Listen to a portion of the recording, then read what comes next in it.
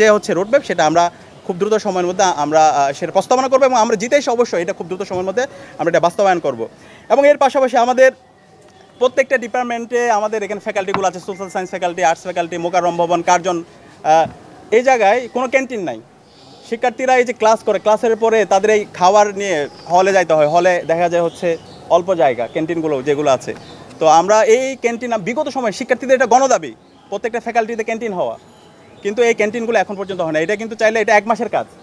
তো আমাদের কাছে মনে হয়েছে বিগত সময়ে বিশ্ববিদ্যালয় প্রশাসনের তাদের দুর্বলতা, তাদের অযোগ্যতা এবং যারা নেতৃত্ব পর্যায়ে ছিল তাদেরও অযোগ্যতার কারণে এগুলো হয় না। আমরা নির্বাচিত হয়ে এসে ইনশাল্লাহ এটা 1 মাসের মধ্যে সম্ভব প্রত্যেকটা ফ্যাকাল্টিতে ক্যান্টিন এস্টাবলিশ করা এবং এই ক্যান্টিনে একই সাথে ভর্তুকি দেওয়া, এবং সেটা ইনশাল্লাহ আমরা করব। এর পাশাপাশি আমাদের প্রশাসনিক ভবনের কথা বলছিলাম, এখানে আজকে আমরা যদি দেখি বহির্বিশ্বে প্রত্যেকটা জায়গায় শিক্ষার্থীরা তার পড়াশোনার পাশাপাশি সবাই পার্ট টাইম জব করে।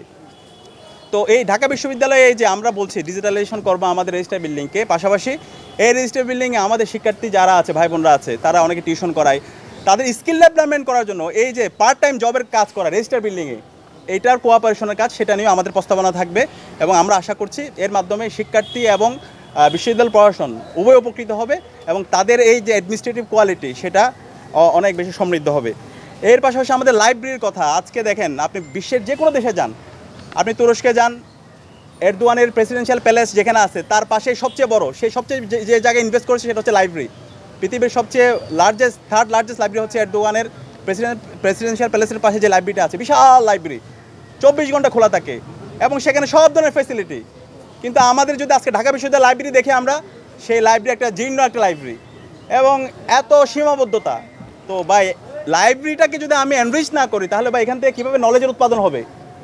মানে আমরা যে ঢাকা বিশ্ববিদ্যালয় যে আমরা প্রাচ্যের অক্সফোর্ড বলি, বাংলাদেশের শ্রেষ্ঠ বিশ্ববিদ্যালয়, কিন্তু এই লাইব্রেরিটাকে যদি আমরা এভাবে জীর্ণ অবস্থায় রেখে দিই তাহলে তো আমাদের ভাগ্যের পরিবর্তন হবে না। এখান থেকে সাহিত্যিক, প্রাবন্ধিক, গবেষক, একাডেমিশিয়ান এগুলো তো তৈরি হবে না। তো সেই কারণে আমরা, এটা আমাদের কমিটমেন্ট, আমরা এই লাইব্রেরিটাকে ওয়ার্ল্ডের টপ ক্লাস একটা লাইব্রেরি বানানোর জন্য আমরা সর্বাত্মক প্রয়াস চালাবো এবং ইনশাল্লাহ আমরা এটা পারবো ইনশাল্লাহ। এর পাশাপাশি আমাদের ঢাকা বিশ্ববিদ্যালয়ের সেন্ট্রাল মসজিদ, দেখেন ঢাকা বিশ্ববিদ্যালয়ের এই মসজিদটা অনেক ইতিহাসের সাথে জড়িত। এইটা একটা কালচারাল সেন্টার হওয়ার কথা।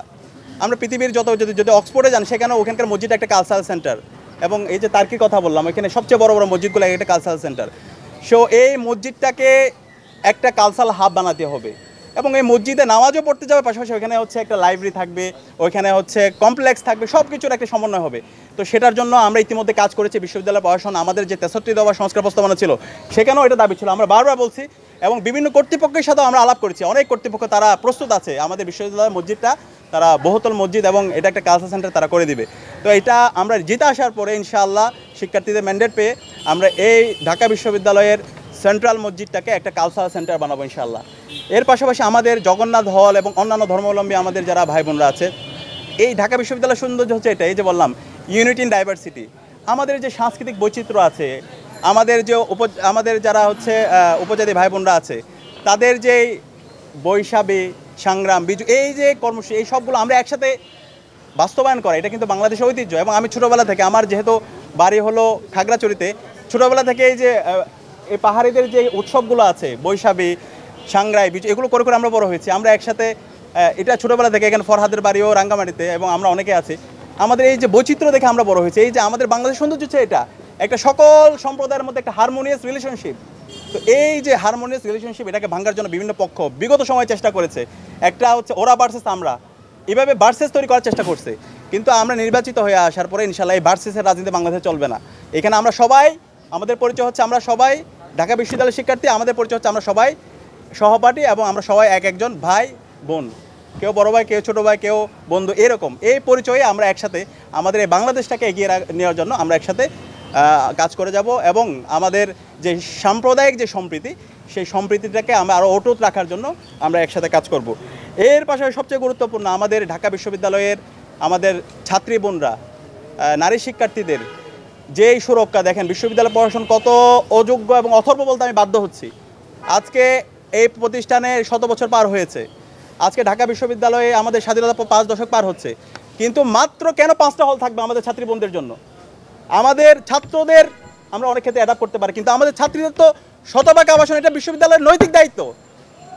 কিন্তু এটা আমাদের খুব কষ্ট দেয়। আমাদের ছাত্রী বোনরা যখন তাদের এই আবাসন সংকটের কারণে তাদের এভাবে হচ্ছে কষ্ট করতে হয়, সেটা আমাদের জন্য কষ্টের। আমরা নারীর ক্ষমতায়নের কথা বিভিন্ন ধরনের বাজওয়ার্ড বলে বিভিন্ন জায়গায় দেখতে পাই আমাদের বিশ্ববিদ্যালয়ের শিক্ষকদেরকে, কিন্তু এই যে প্রকৃত ক্ষমতায়ন, তাদের যে অধিকার সুরক্ষা, সেটার অ্যাক্টিভিটি আমরা দেখতে পাই না। তা আমরা কমিটমেন্ট দিচ্ছি ইনশাআল্লাহ আমরা বিজয়ী হয়ে আসার পরে আমাদের ঢাকা বিশ্ববিদ্যালয়ের আমাদের যারা বোনরা আছে তাদের এই আবাসন নিয়ে কোনো চিন্তাই করতে হবে না ইনশাআল্লাহ।